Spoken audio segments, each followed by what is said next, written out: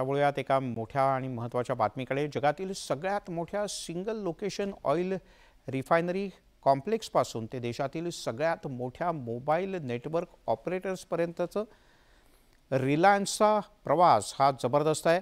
अवघ्या काही वर्षात मुकेश अंबानी यांनी हे सगळं प्रत्यक्षात करून दाखवलं. आज धीरूभाई अंबानी यांच्या जन्मदिवसाच्या निमित्तानं मुकेश अंबानी यांनी सर्व रिलायन्स ग्रुपला मार्गदर्शन केलं. रिलायन्स ग्रुप इंडस्ट्रीज लिमिटेड कधीही आत्मसंतुष्ट होणार नाही आणि आमची जगातील टॉप 10 उद्योग समूहाच्या ग्रुपमध्ये नोंद होईल असा दृढ विश्वास मुकेश अंबानी यांनी बोलून दाखवला.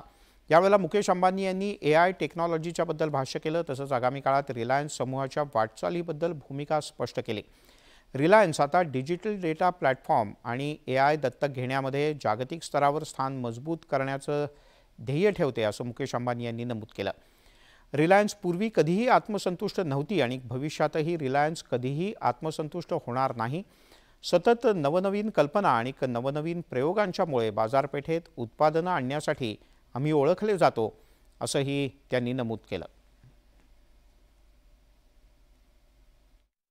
In 3 days from now, we will say goodbye to 2023 and usher in 2024.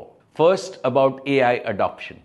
As Reliance reinvents itself to become a unique, new age technology company, we need to boldly embrace data and AI to become better at decision making and resource utilization.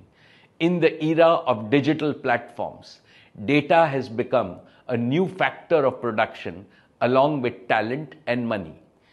We need to be at the forefront of using data with AI as an enabler for achieving quantum jump in productivity and efficiency.